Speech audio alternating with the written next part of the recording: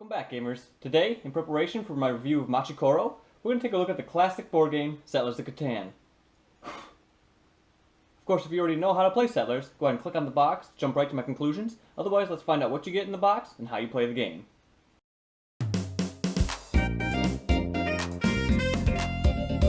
It's Board Games with PeedMont.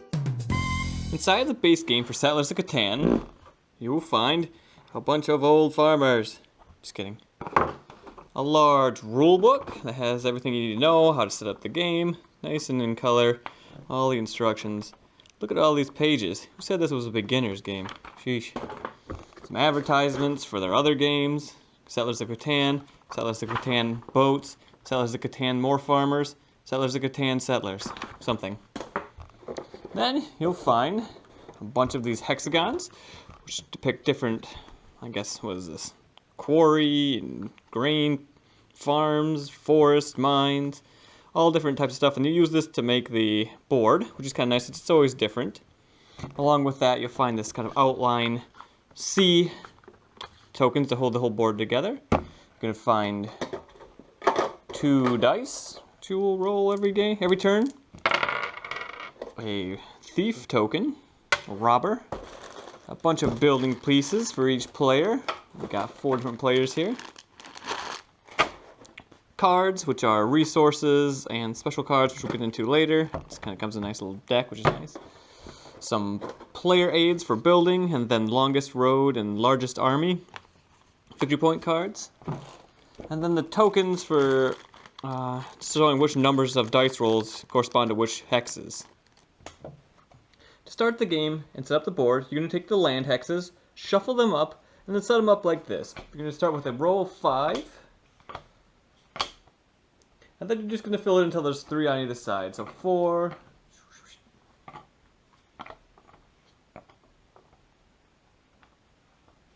And then 3.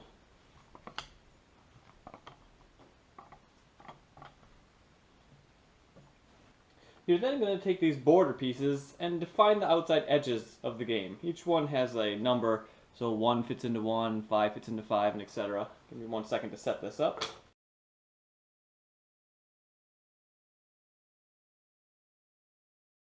And voila, you have a unique board for every game.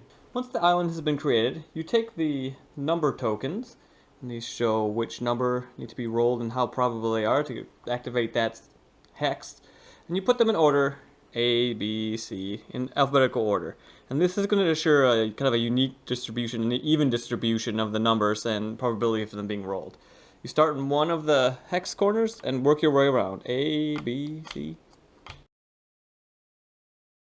you get to the desert area, you skip that because that's a useless hex and that's where the robber's going to be. And you go to the last one. Finally, you grab the robber, start him on the desert square, and hand out the bag of building tokens to each player. Each player is going to start the game with 2 settlements and 2 roads. Whoever goes first plays their first settlement and their road in some direction.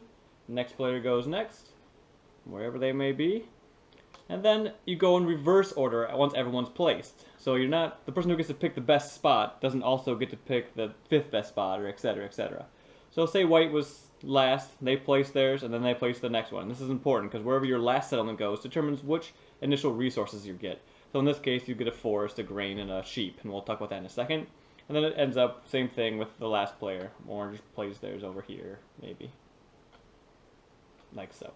Last, you're going to hand out the building aid reference cards to both players. Set out the extra victory point cards, the longest road and the largest army. Put out the development cards and shuffle those up. These are some random things you can buy that have different actions, like getting rid of the robber, stealing resources from people, etc, etc. And then put out the resource cards. As we said, we looked at that last one. Orange placed their last element on 2 mines and 1 grain. You can see the grains match the grain color squares. The sheep match the, I guess, the green plains. The mine, or ore, matches the gray ore spaces. The brick match the bricks, or the foundries, or quarries perhaps. And then the lumber matches the green force squares. In this case, orange put their last one on 2 mines and 1 grain, so they get 2 mine, 2 ore, and 1 grain. And white placed the last one on a grain, force, and sheep. So grain, lumber, sheep. Easy. The point of the game is to be the first player that acquires 10 points, and there are multiple ways you can do this.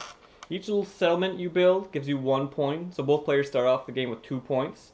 If you upgrade your settlements into cities, they're worth 2 points. They do give you extra resources, and they'll give you extra points. They have the cards, largest army and longest road, each give you 2 points, and you can have both.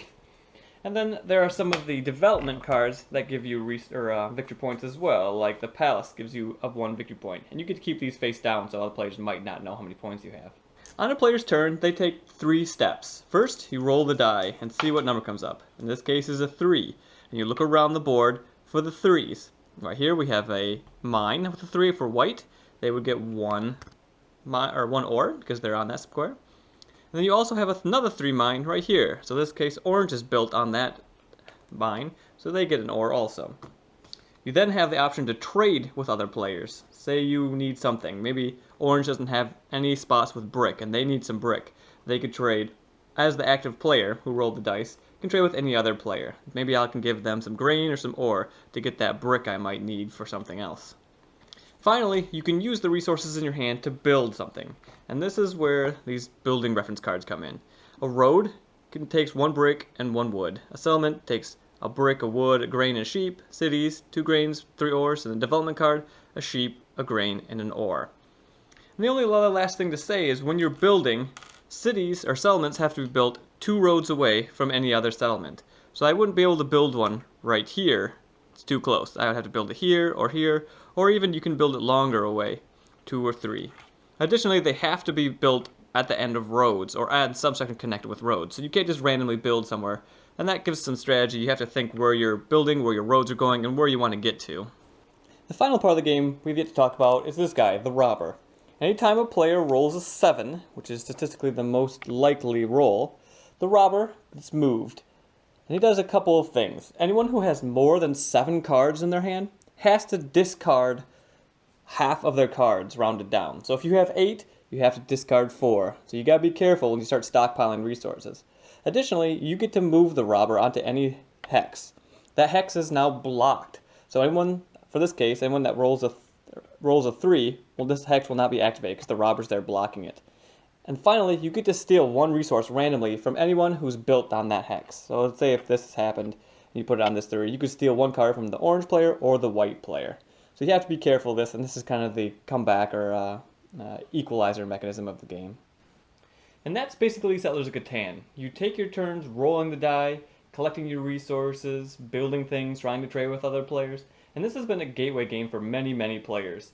It's been seen on just about everything, even Big Bang Theory, I think it was on that TV show, and it was really popular as a family gateway game. But I am not in love with this game. It's really starting to show its age, and I think it has some design flaws that really turned me off of it. Even when we first started playing it, I kind of thought, this game seems awfully random, and I'll talk about that right now. My first issue with the game is something I call symmetrical trading. In this game, virtually all of the resources are of equal value. You can kind of look at the building resource card and see that there are 2 bricks, 2 lumbers, 2 sheep. All of those basically the same value. And the same thing, there are 4 wheat and 4 ore. That means those 2 are of equal value. And so you have 2 kind of groups of very equal value resources. So when you're trading on your turn, somebody wants something and you're going to give it to them and they're going to give you what you want, you're basically helping them out the same amount that they're helping you out. So you're virtually helping them win or helping them defeat you when you trade in this game. And I really think it was just added as a mechanism to make this game seem like more than what it was. It adds to the length of the game. It makes you think you're making some interesting decisions and playing some political stuff. But what's really happening is that it's just making you forget that this is just simply a dice rolling game. And I don't like that. The game is very dependent on whether you roll those numbers that you're on. And it takes way too long for that kind of a game. I've played so many games of this where you just sit there and wait and wait and wait. Oh my gosh, I'm on this 8. It even shows me it's red, that it's highly probable that this should be rolled, and it just never gets rolled. My opponents roll 2s and 12s, and they get all their stuff, and I just sit there doing nothing because there's no way for you to get back into the game if your numbers aren't rolled. Even with trading, you have that thing that's in abundance that no one wants, and that's the only thing you can offer. Well, I'll give you 4 of these for one thing. It's like, no, I can, do much better than that. There are a lot of games that have trading in it that are very smartly done.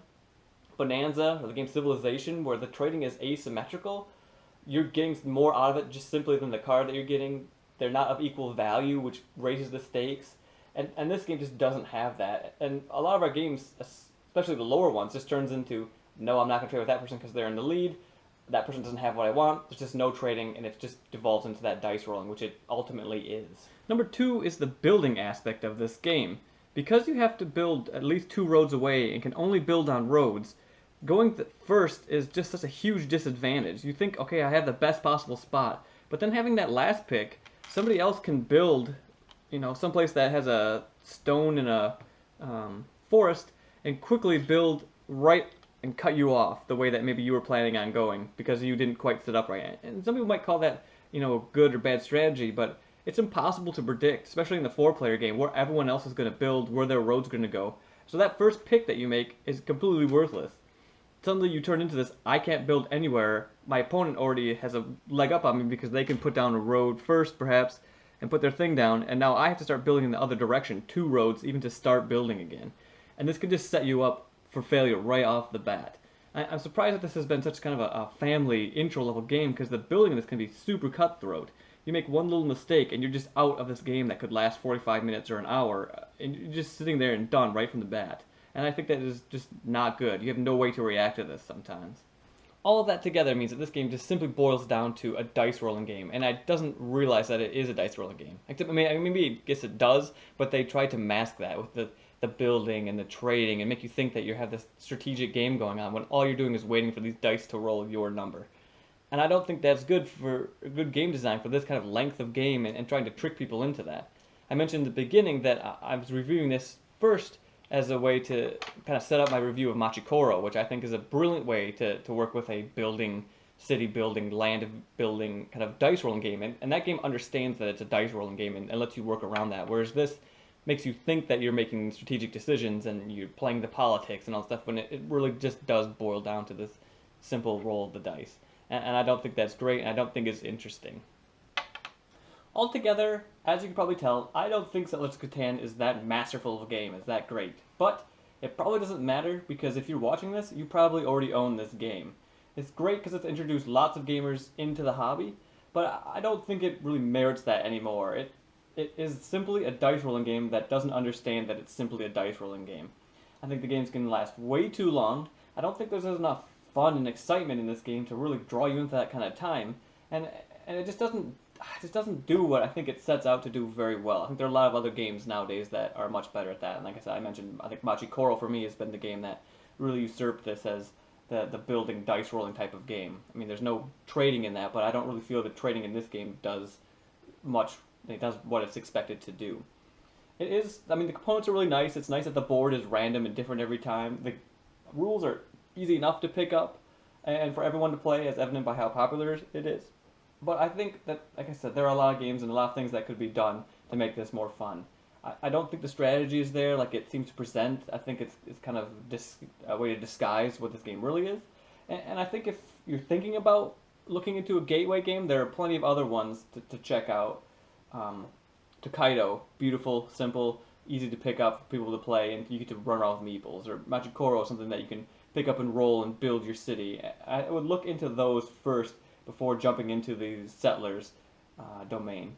Additionally, I don't think that the expansions for the game really add a ton. They really made the game a lot longer for us, but I never really got any more excitement out of playing them. They just felt like additional work. Altogether, I think this is a decent game, but not one that I would go out and pick out today as a new game. And if you're interested in some new games, something new to draw on newer players, you can always look elsewhere. Check out Board Game Geek or other resources like that.